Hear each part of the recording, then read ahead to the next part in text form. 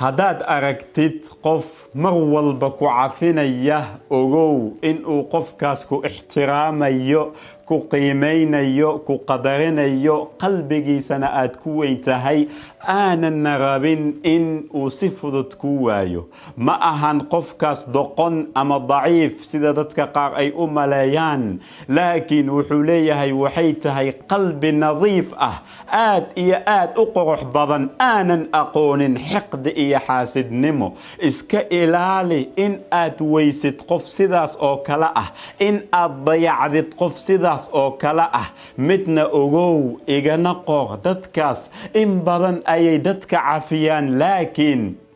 haddii ay mar go'aansadaan inay tagaan ma soo laabtaan